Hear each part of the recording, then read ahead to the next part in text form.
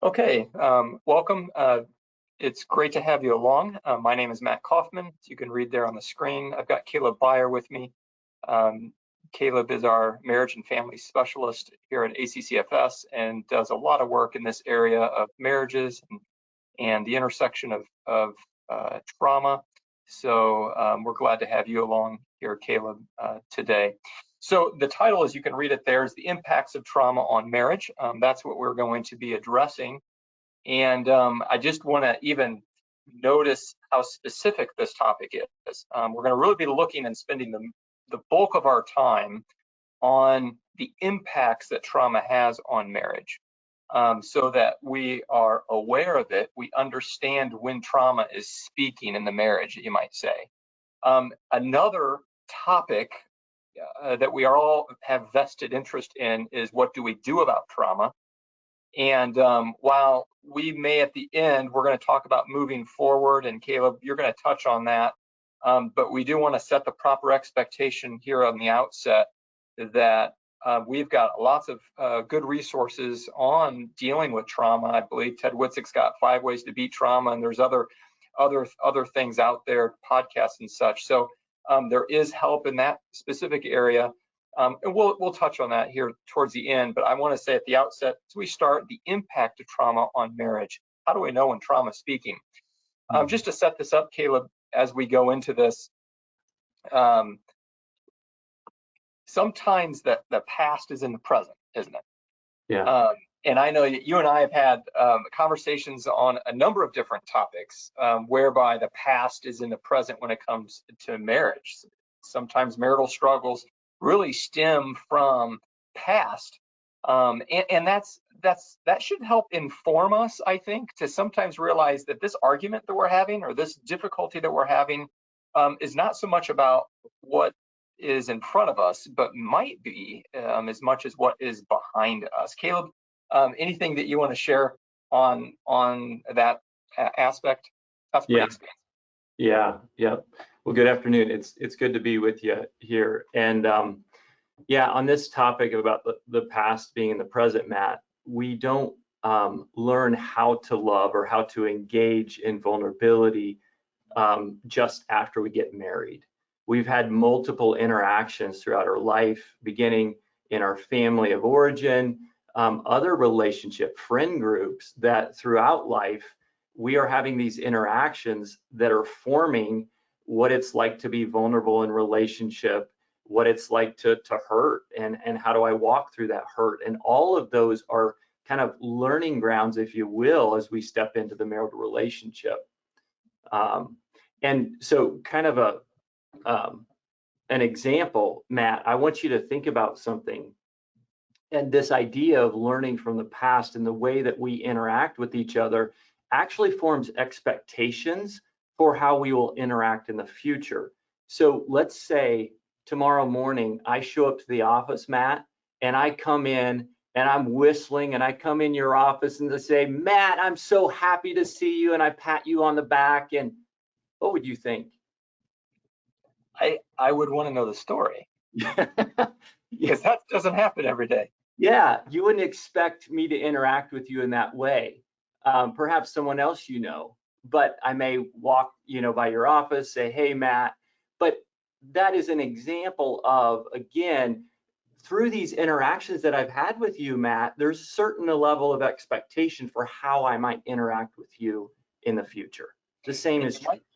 And you might say there's a set of norms for behavior. Mm-hmm. And we expect life to behave within those norms, and those norms have been created based on a lifetime of experiences. So for you, coming in my office like that is way outside the norm of coworker interaction in my life, and so I'm going to want to know what the story is. Yeah. And I think that really speaks a little bit. So what we're dealing with here is trauma is one of these issues that in the past, it's still speaking in the present. It could still be speaking in the present. And so the past trauma is a present effect. There are other past issues that are important to unpack when it comes to marital relationships. This particular hour is going to be devoted to trauma because it is a past event that does speak into the present. So what we want to do is that you can see the aim there is to bring awareness to the effect trauma has. So couples can understand and support through the aftermath of trauma. Again, so they can understand what is speaking in their marriage and have a little bit of bearing. Is that a good way to say it, Kaleb? It is. In my experience in working with couples that walk through trauma, Matt, one of the initial steps is just understanding what it is and how it impacts me, how it impacts our relationship, so that there's an understanding. Because if not, it tends to decrease the safety, right, in the relationship that we feel with each other, and also what we'd call the sanity, right? It can be a bit more chaotic, and it's difficult to make sense of it. But if there's an understanding and awareness of how it both impacts me individually and our relationship, that in itself can reduce sanity and increase safety. And providing a bit of explanation for the experience that we're having. Let's look now. I think we need to go to trauma and define it and look at that. What is it that we mean by trauma? And I know something that both you and Ted use is this lowercase t trauma, uppercase T trauma. And so we've got a spectrum here. You want to paint that, fill that out a little bit? Sure. So that spectrum basically speaks to the fact that the trauma is, when we use the word globally trauma, that can mean different things to different people. So big T trauma would be experiences like childhood sexual abuse, rape, certainly natural disasters, being in the midst of that, or a serious car accident, sometimes medical procedures that really go wrong could be considered big T traumas, okay? And under the big T trauma, we would also say that what we refer to as complex trauma, which is multiple experiences of traumatic incidents in childhood when our brains are forming, there's maturing that happening, and trauma gets kind of woven in that experience developmentally, would be in the big T category. Now, on the other end of the continuum, as you can see here, we would refer to as little T trauma. It's important to remember that just because it's little t doesn't mean it's smaller in injury. It's just more difficult actually to recognize and to make sense of at times. And so a little T trauma, for example, Matt, could be bullying in school as a young girl or boy that happened repeatedly, but wasn't abuse in the sense of direct physical or sexual abuse, but there was certainly some perhaps emotional abuse.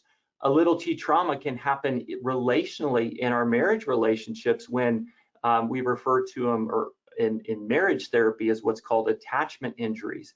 So experiences where maybe you shared, so let's say a couple, one was diagnosed with cancer and they went to and their spouse was not there when they were diagnosed, and when they shared that, they weren't received with empathy, right? That would be an attachment injury, because we think about the vulnerable relationship of a marriage, it is one that you feel safe and that you can go to your spouse to be soothed and comforted. Yeah, so I've got a question, Kaleb. And I'm curious, is trauma always events? I mean, the examples that you provided, being bullied, sexual abuse, this moment in the operating room where so-and-so wasn't present. And so I'm just kind of curious, are trauma events, or could a trauma be, I grew up in poverty, for example, somebody growing up in poverty. Now, that's not really an event, but it was just a present reality for that person. It certainly has an impact on their life. I'm throwing you a curveball here. I'm curious. No, that is a good question. So the answer is it's both, right? It can be both. So the example you gave of poverty, it is a reality of neglect. And so it isn't like in one situation or one circumstance or one event per se that led to that overwhelming emotion, right, or what we call as trauma, but a continual kind of neglect, whether it be emotional neglect and this, physical or financial neglect, could be traumatic. Now, with each of these, Matt, we have to keep in mind that just because one event was traumatic to one individual doesn't mean necessarily it is traumatic to another. There are factors. So we're just saying that it may lend itself to being an experience that is traumatic, that affects them emotionally, relationally. Yeah, and So. you definitely have that with children coming out of the same house with the same experiences, and some traumatized by perhaps the behavior of a father, and another one able to process that or took it in a different way. Mm-hmm. You provide some more details around, I think, trauma and what trauma is with these contributing variables. Why don't you speak to those? Yep.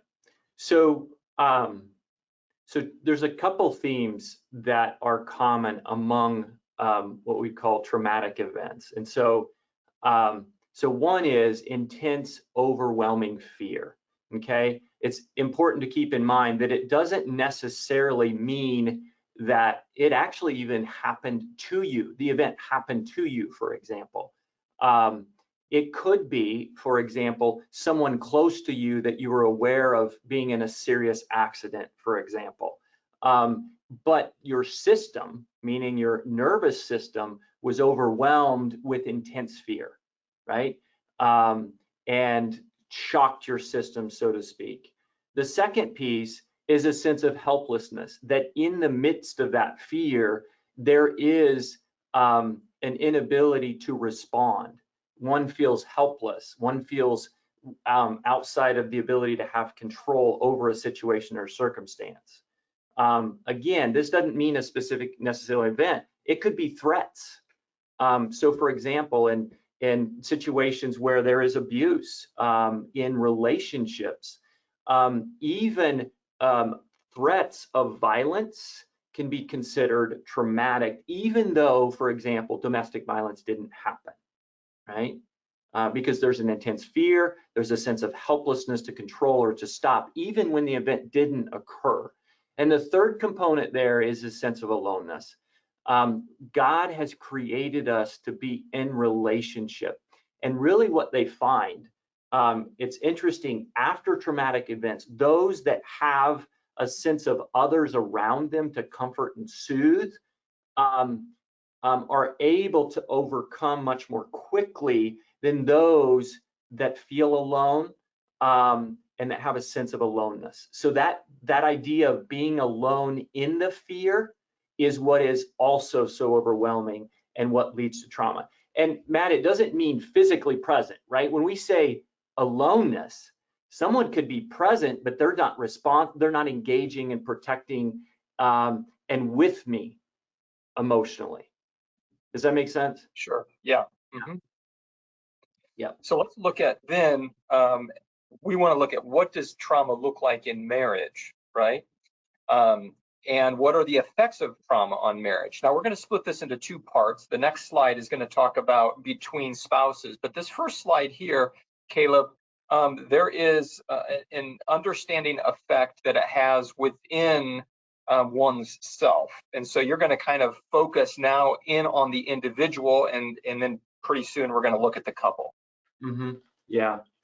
So for the individual that has experienced trauma, either within the marriage relationship or prior to the marriage relationship, or in the case of, for example, a natural disaster or a car accident that the spouse wasn't there, right?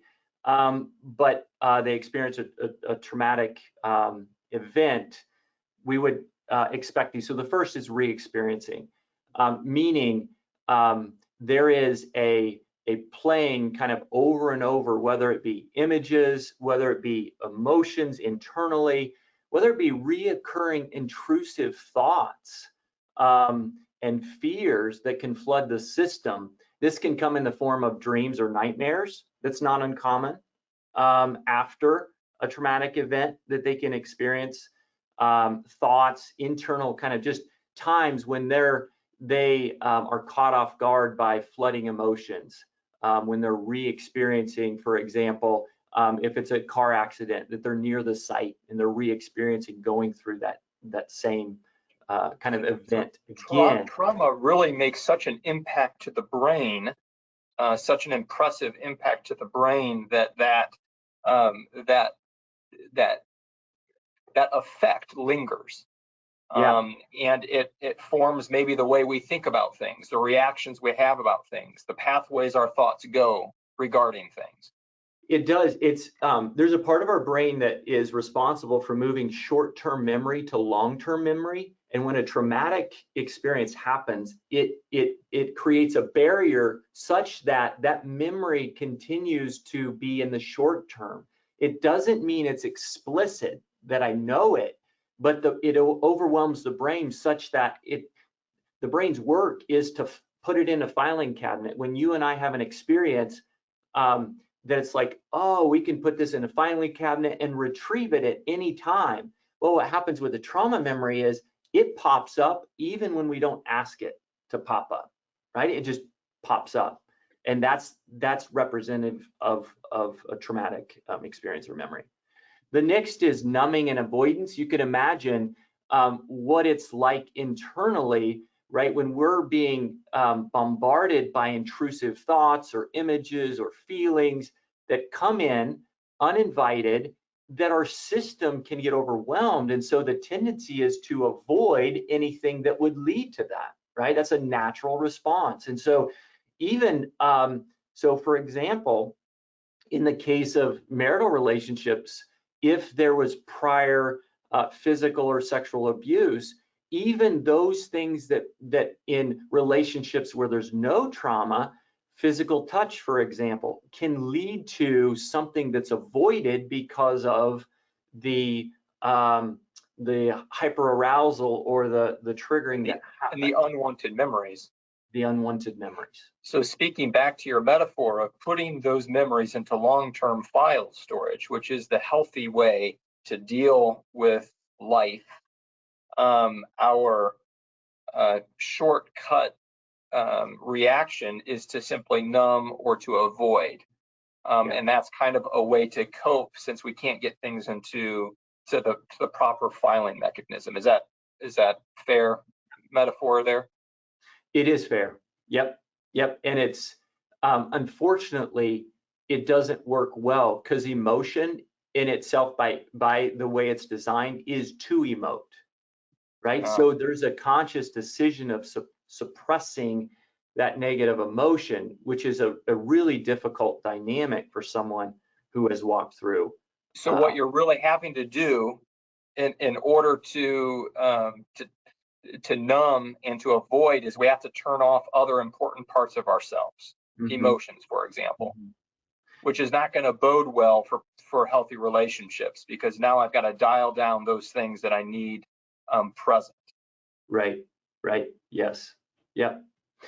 The next piece is just affect dysregulation. So that's related to just emotions in general. The way our system works, Matt, is that we have an autonomic nervous system, right? So it's responsible, even as we're engaging right now. If we, I ate prior to this and it's digesting my food, I'm not telling it to do that. It's doing it automatically. Well, our stress response system is also part of that. And what it means is there's the stress response system has three kind of categories, if you will. One is a calm. So we feel kind of calm and soothed. One is what's called fight or flight, which you've probably heard of. And another is called freeze or immobilize, right? So we have three states. And in individuals that haven't experienced trauma, we move through these states, what's called flexibly, right? But what happens when trauma takes place in an individual's life, it's kind of stuck in the fight or flight. And so that is scanning, right? All of us are constantly scanning the environment to say, are things unsafe? Well, what happens when trauma takes place, that system's stuck in a constant fight or flight. And so it doesn't feel safe. The subjective felt sense is it's not safe. And so therefore, there can be increase in irritability, increase in sleep disturbance, even shutting down, right? Kind of immobilizing, if you will. And that being in that fight or flight then brings the past into the present, doesn't it? Yes. Even though that occurrence was in the past, perhaps, it now is very present with us because we are responding in fight or flight. Yep. And then finally, you move on here to the last point about having a view of ourselves. So there is a real impact here on how a trauma victim views themselves. Yeah. So in two ways there that I put on the slide, and that is the view of myself as being in certain traumatic experiences, it's defectiveness, right? As lovable or a failure. And so shame is an experience of trauma that flows out of trauma events, as well as distrust in myself. When my system is chaotic internally, can I even trust my own emotions, my own intuitions and perceptions, as well as those around me? Because trauma shatters safety and the trust of others and trust of self. And so those are strong kind of components, if you will, for traumatic experiences. And I think this leads very nicely to the next part of this. Remember, we're addressing what are the effects of trauma on marriage. This first slide here really deals with within one's self. So this is something that's stirring within us. But if distrust is a part of that inward experience, that's going to impact marriage quite directly, right? It's going to impact relationships. So as we look at this next one now, what are the effects of trauma on marriage? Now let's look at between spouses here. You've got a lot to say about that. Kaleb?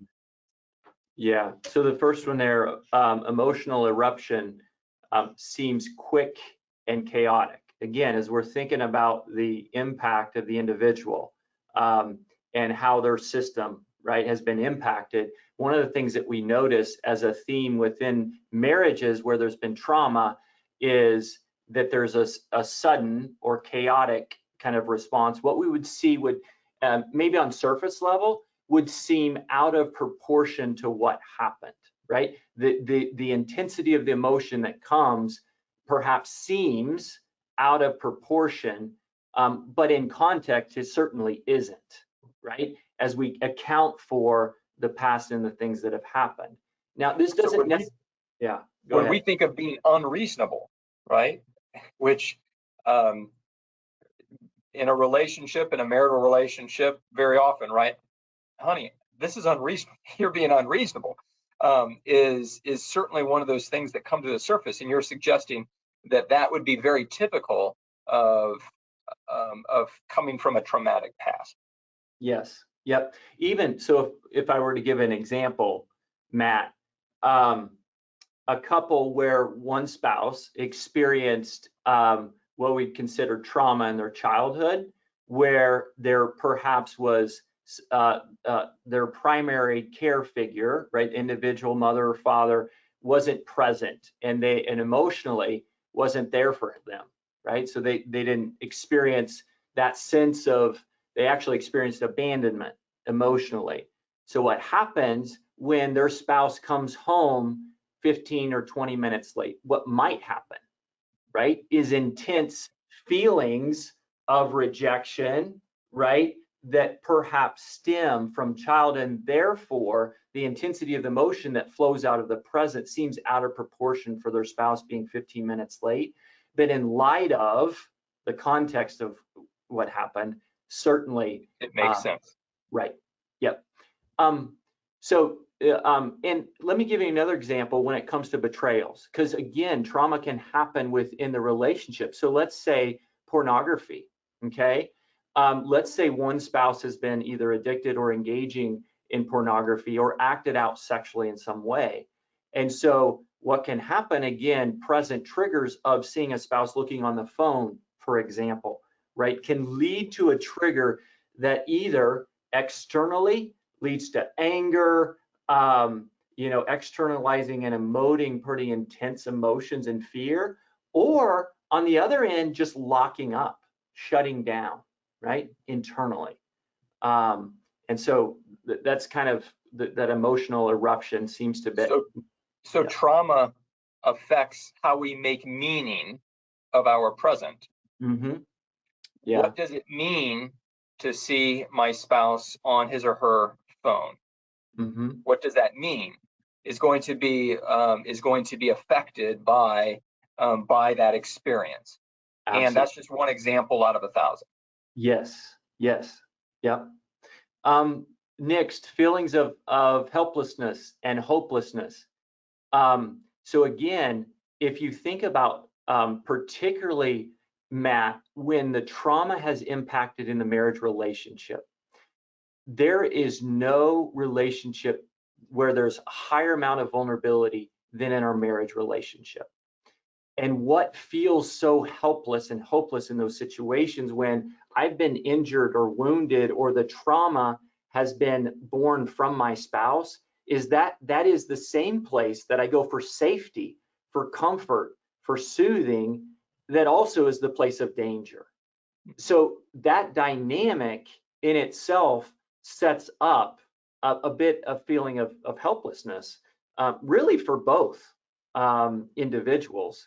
But you can see that it feeds certainly to that internal kind of belief or shame that one feels when trauma kind of is at play in the marriage relationship, right? Yeah, that makes a lot of sense. Move along here to the arguments without resolution. I think that is I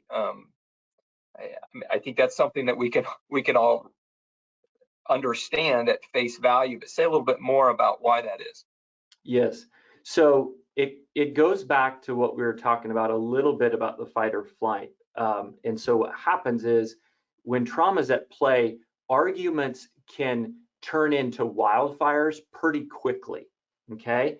So if we think about the system being caught in fight or flight, meaning they're scanning the environment for any type of danger. So there's part of our brain, right, the amygdala, which is the emotional center part of our brain. If there's a felt sense of danger, not physical danger always, it could be, but emotionally not feeling safe with my spouse, then the alarm system goes off, right?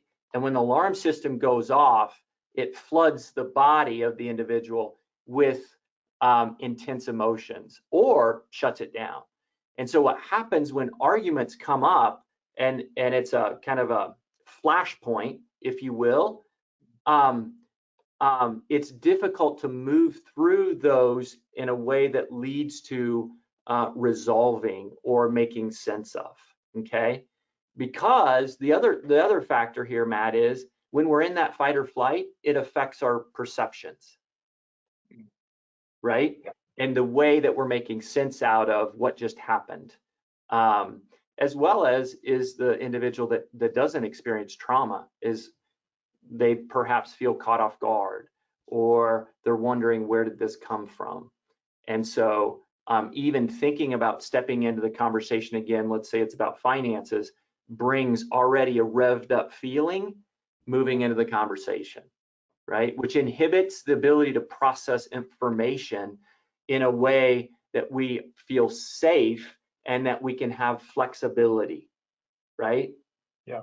We can see multiple perspectives. I really appreciate this, and I appreciate this list. And again, going back to our aim for this particular webinar is really to bring awareness to the effects that trauma has on marriage. While we want to know how do we remedy all of this, how do we stop this, correct this, do all of this, at this point in the conversation, we're just bringing awareness to say, this is what might be going on. Mm-hmm. And I can see very easily how arguments do not have resolution when we think there's two people arguing, when really there's other events and there's past voices in this argument, Mm-hmm. but we can't see them. Mm-hmm. And so there's a lot more at play there than just an impasse of two individuals on a very local and present topic. Yep. Yep. If we skip down next to the decrease in emotional and physical intimacy, so one of the things that trauma, the way it impacts individuals and in relationship, is there's a feeling of aloneness even though we're in relationship. Okay, and so as a result of that, it is a painful thing to feel alone in relationship, Matt. Right? To have the felt sense that I'm in relationship, but I feel I'm on my own. And so going back to sometimes when the trauma has happened in the marriage relationship, even thinking about moving towards intimacy sets the alarm off, particularly when vulnerability was used in the past in a way to manipulate or control. Why would I go and step into exposing myself to that type of hurt when that type of vulnerability has led to such hurt, right? Yes. And so you've really approached this particular bullet again from the perspective of the one who has trauma in their past. So if we want to say that, let's suppose we have a couple with one that had trauma, the other one that didn't, you're suggesting that the person with trauma is more likely to have this decreased emotion and intimacy, or are you saying that this is a byproduct that happens with both parties? It's a byproduct that happens. So it's what happens in the marriage relationship because of the dynamic of trauma, right? For the individual that has experienced trauma, that may lead to increased fear. And if the spouse that doesn't have trauma doesn't understand or make sense of that, and they're continuing to move close, and even at some sense pressuring to move close, that can feel very similar, right, to the experience of what happened in the past. And so it can lead to a cycle or a dynamic in the relationship that actually leads to disengagement rather than engagement and connection. Sure. Does that make sense? Yeah. Which would then make the final bullet there kind of an easy corollary, right? Difficult receiving love. Yep. Yep. Especially when, back to the shame piece, when the individual that experienced trauma has a high amount of shame and the felt sense is they are unlovable, the spouse that doesn't have shame can speak cognitively to that, but it doesn't change their felt sense, the feeling in their body in the sense, which can be difficult for both spouses, right? Because the spouse wants to the spouse that doesn't have the trauma or is the perhaps betrayer in the relationship wants to show and express love to their spouse that has trauma, and yet as a result of shame that kind of hangs on, it's difficult for them to receive it, to take it in, to find rest and comfort and soothing in that place. Sure. You know, as I look through this list, I think it really paints a vivid picture in the last slide as well, what trauma looks like within ourselves. Would you find working with folks that people know if they've been traumatized? Is that kind of like an easy question, or do you find that people need a bit more introspection to really place their finger on whether it is they haven't or have not? You know what I'm asking? Yeah. No, that is not my general experience. I think this is becoming less and less true, Matt, as the years go by. But is that individuals come into counseling, or I'll speak with them, and there's not an awareness of what trauma is or how it's impacting me or our relationship. We tend generally to minimize the painful experiences in our life. That isn't always true, but the tendency is to go there. And so to see an experience of traumatic when, for example, you know, people are starving in, you know, Africa, or this didn't, you know, comparing a really what seems significant event and then minimizing one's own experience, right, as traumatic, then there's not language for that. So I think a big part is identifying what is trauma and it has what impacted us or me. Is that trauma? Right? I think that's helpful. Can you even say that? Could you even say that all marriages at some level are dealing with the effects of trauma? Now, maybe we fall under the weight of definition here, as you've painted large T to small t. The at the very minimum, unhealthy brokenness that has wired our false realities and then given us unnatural norms that we resist, right? In marriage and in healthy relationships, right? I don't know. I guess my question to you is this, Kaleb. Is this type of understanding more expansive than just this limited group of people that have gone through trauma and they know it? Yeah, I think for all of us, just an awareness of trauma and what it is helpful.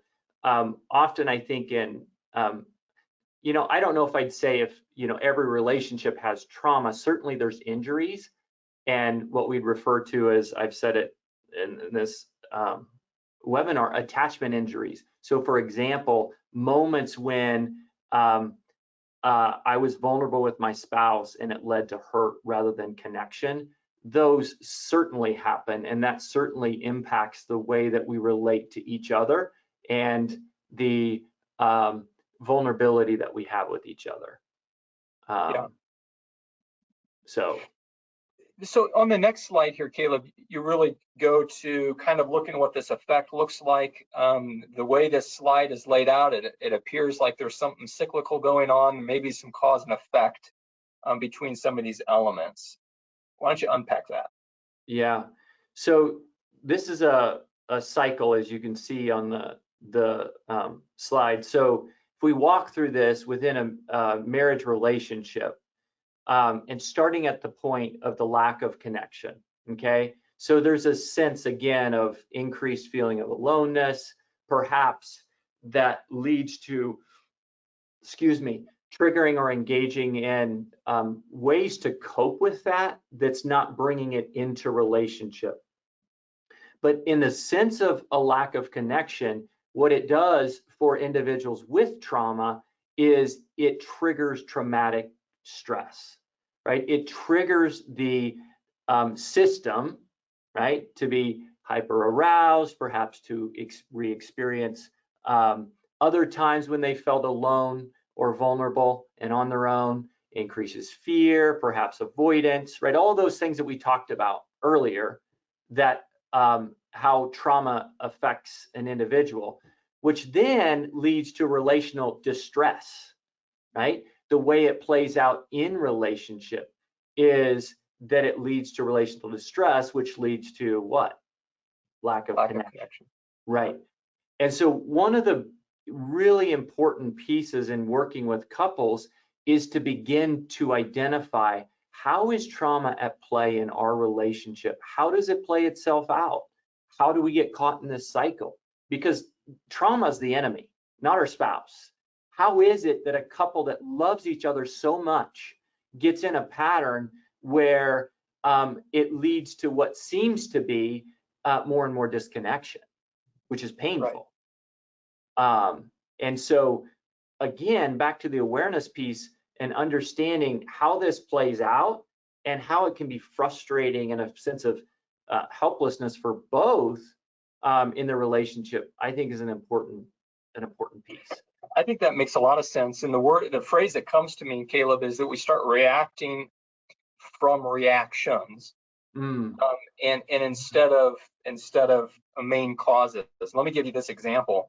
If perhaps a husband withdraws, and what that withdrawal says to the spouse is that I don't love you, even though that's not what he's trying to say, and how she responds to the message I don't love you might be, I'm going to make this up, frustration and criticism, and what he hears from that is that you don't, you think very little of me, and then that might cause more withdrawal, which makes the message of you don't love me, and all of a sudden we're in a conversation saying things that we never intended to say and really are not saying.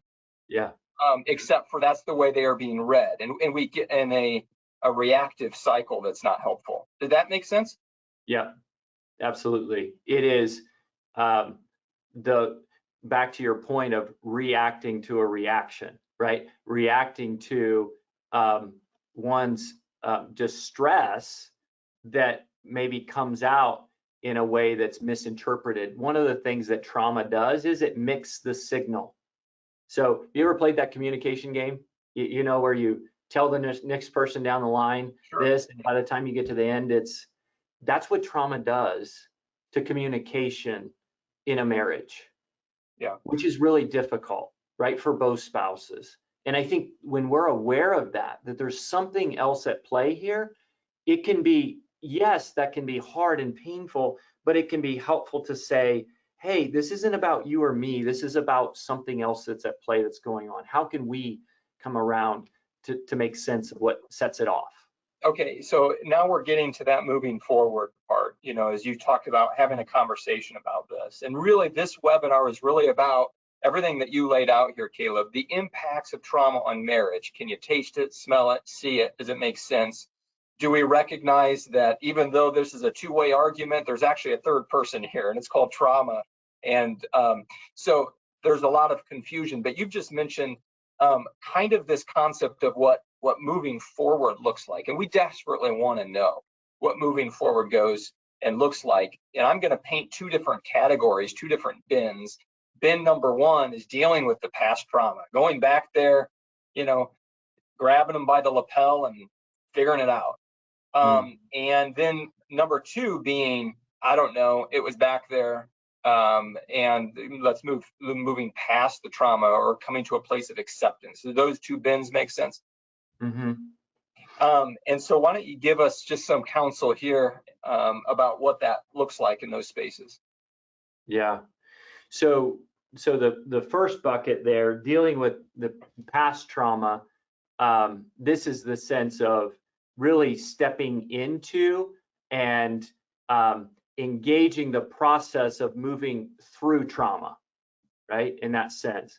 And so there's a couple things that we put on the slide there. Education, again, what we're talking about here, and there's a plethora of great resources, books, other resources that are available when making sense and understanding trauma, but also professional counseling in the area of just being able to step into some of those things. And there's many methods which engage in professional counseling. One we would call top down or through changing schemas, right, or thinking, but the other that more and more is becoming popular is what's called bottom up, which is about engaging the body, the emotion, and moving through, finding ways to build coping skills to move through the distress.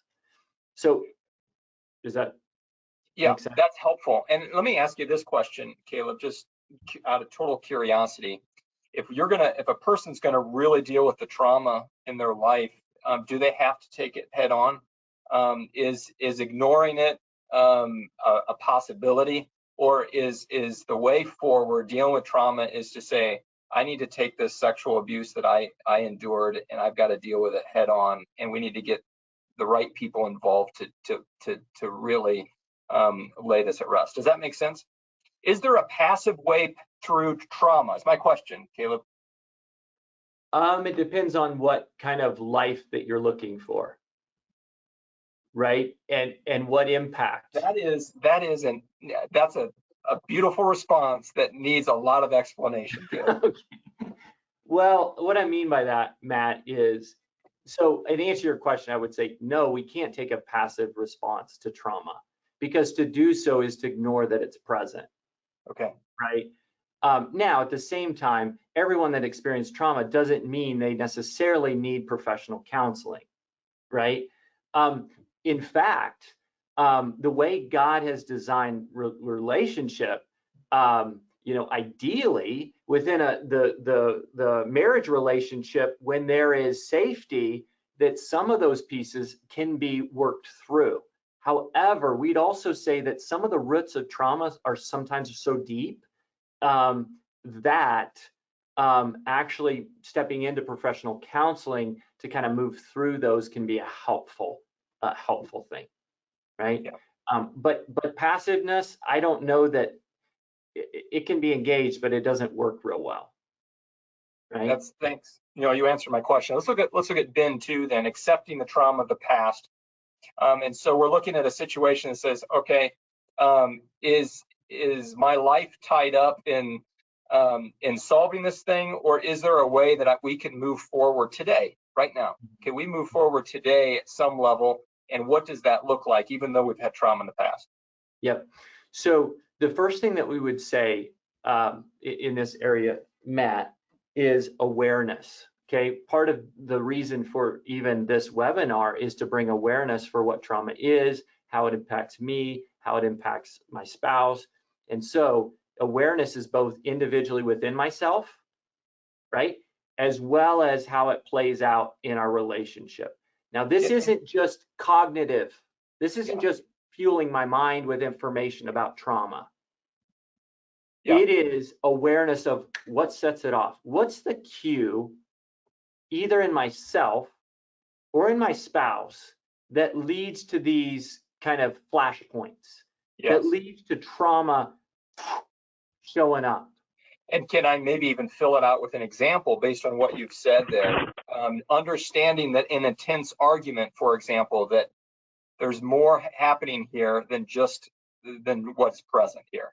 And having that awareness is helpful as we work out disagreement, or recognizing that I am going to withdraw, right? And understanding withdrawal and what that means of my spouse, and recognizing that it's not malicious as much as it might be prompted by other things, other complexities. And so that awareness and that understanding is helpful in helping a marriage be healthy, even though trauma has been in its past. Yes. Yep. Because the more that we understand the automatic response, and the more our spouse understands that and doesn't personalize it, doesn't take it on as blame, which is hard to do. But again, that we have a shared language about trauma and how it shows up, that then the more we can move to a more flexible response. We can move to more shifting. But until that awareness and understanding is there, it's really difficult, because ideally what we want to do in marriage is to take, when there's a triggering, to be able to use our spouse as soothing, as comfort, as calming, rather than triggering. And if the two of us have an understanding, awareness of what's going on, we're much more likely to do that. We're much more likely to bring that into the relationship and say, this is what happened. This is what. Now, I've got more questions, and I just want to throw this out there to our listeners, that if anybody's got a question, you can either chat that in, or you can even unmute yourself and ask that question. Kaleb, here's a question for you. Suppose a spouse knows that their spouse has got trauma in their past. Their dad, my spouse's dad left and divorced, my spouse's, my in-law or whatever. Oh, okay, I know that's impacting my spouse. It doesn't talk about it. Do we need to, in the marriage, is it one of those black boxes and says, okay, that's my spouse's black box, we don't go there, I know it's affecting us, I can't bring it up until they bring it up? Like, what should I do? Should I press into this even though it's reactive? You know what I'm saying? Yeah, that's a really good question. So the first piece I would say with that, Matt, is we need to focus on the present. Because if we step into the past, so let's say the husband, was it the husband? I'm sorry, I don't know. I kind of forgot. Okay. So let's just say it's the husband that had the childhood where a parent left or they felt abandoned. And so the wife in this case is aware of that, but perhaps the husband isn't, or at least minimizes the impact that it has on his life. What the wife can do, rather than jumping back into pointing out, you know what, I think this back here is leading to this, which might feel blaming or may feel may provoke shame, is let's start with the present dynamic. What happened in your interactions when you're communicating together or resolving conflict? Where are the places that you get caught? How can we start talking about them? And hold for a second, right? This kind of piece of trauma is impacting, especially if the husband minimizes, or because we want to focus on, I'm sure you've heard it, connection before correction, right? It will feel too much like correction if I move into trying to point out that actually this back here I think is playing out in the present. Yeah. Now, if the husband gets to a place that he starts to realize a connection, like, you know what, when this happens in our relationship, it feels very similar to what happened back here. Now we're at a different place, right? Yeah. Now we're at a different place engaging that. But I wouldn't recommend just going into that based on the wife's awareness when the husband may not be at a place to even bring it up. Because, Matt, the thing of it is, to bring up that idea brings shame to individuals, and we need to honor and just make space for that. That's hard to bring up, and so just pointing it out isn't necessarily helpful. So as I unpack what you've just said there, I love it. Start at the present issue to simply say, I notice this reality, and this is difficult, and we both agree that this is a difficult reality.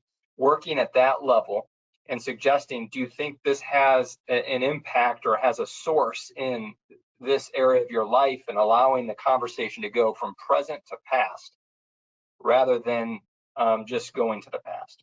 Yep. And even with that, with the present, being able to understand and slow down what just happened. What was it that I said or did that led to this reaction? And getting really specific to slow down what happens like wildfire. Yeah. Right? So that we can begin to recognize what happens and understand what sets it off in the present. And that's helpful. I've got another question. Again, feel free to chat in your questions, but now I'm curious about children. Okay. At what level do you help children understand trauma here? Okay, because they just saw dad do something. You as the spouse have a process for it. You see the kids are hurt. Mm-hmm. And yet it's not your story really to tell, but the explanation is helpful for you, probably be helpful to the kids. Anyway, how about this miry situation? Yeah. So a couple things, Matt, that are going through my mind, and I'm not sure how to unpack it all, but one, the age of the kids matter. Okay.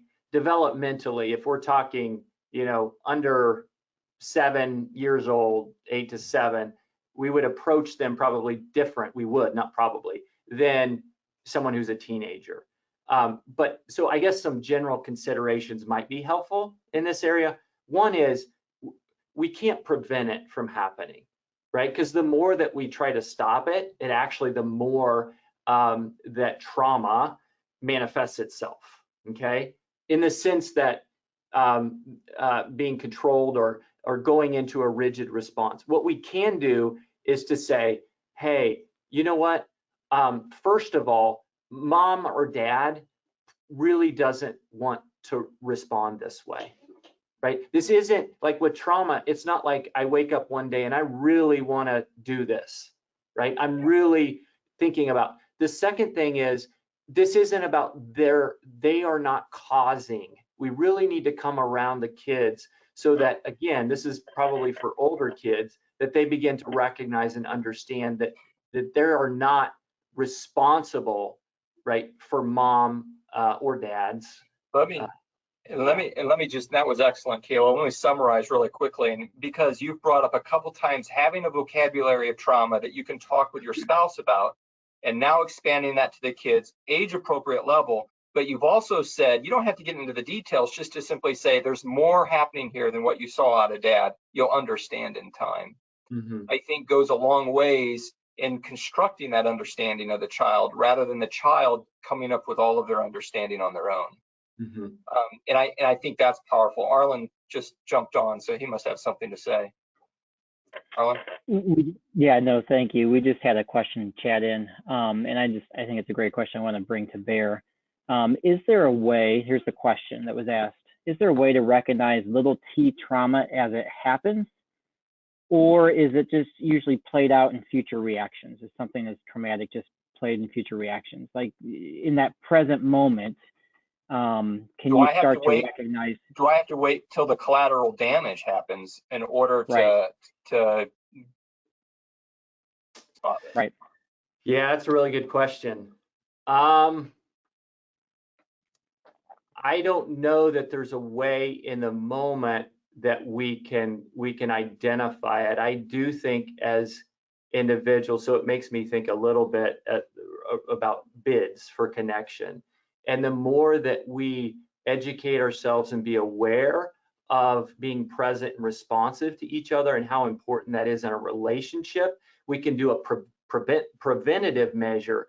But I don't know that in the moment, being able to recognize that this is going to be a little t trauma, I don't know how it just happens so quickly. So it's after the fact.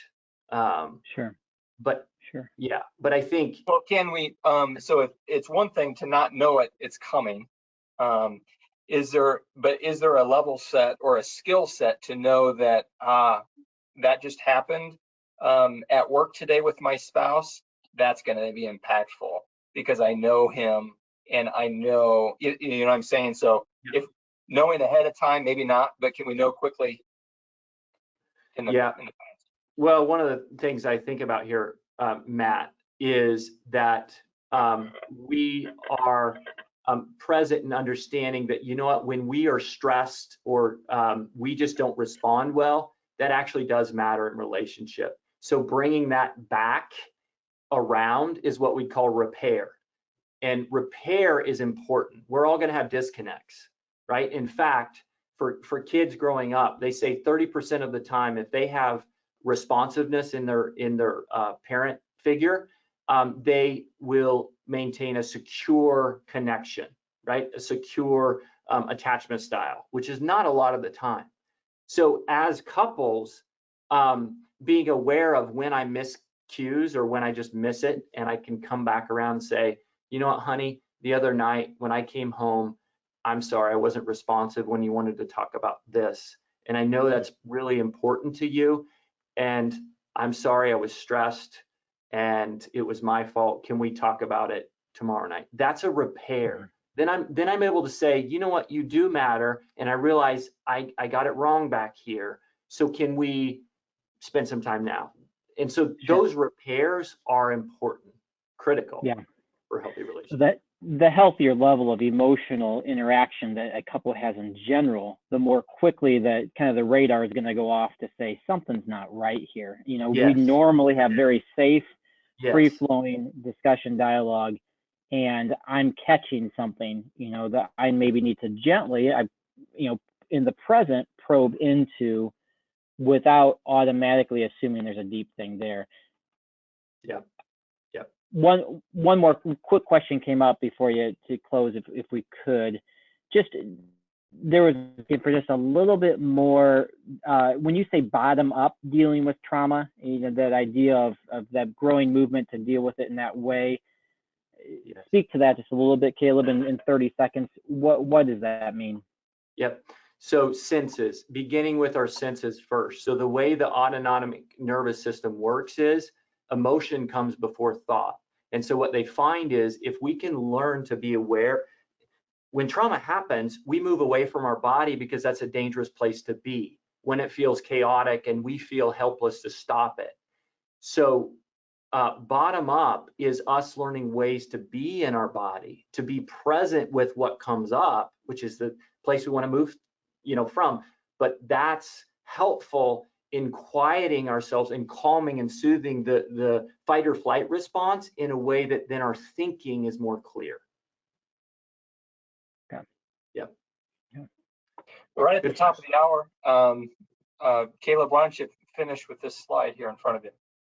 Yeah, so I like this concept of drawing a circle around our relationship to remind that we are in this together, that we're working together. And when these kind of negative cycles happen, I think it's difficult to be able to kind of step back and say, you know what, we're going to draw a line around our circle and say, we're in the middle of the circle together. We're in this together. And part of what we're going to do is identify and figure out how, when, you know, trauma or whatever it is comes in and plays out, it moves to one stepping outside of the circle or feeling outside of the circle. We want to bring that spouse in. We want to bring both in, and that there is hope that together we can work through combating the effects of trauma individually, but also relationally. Excellent. Thanks for that, Kaleb. Thanks for sharing on this important topic. Thank you each one for coming on. And again, this will be recorded and shared out, so you can share it that way. But again, thank you very much. Good to be with you. Have a great day.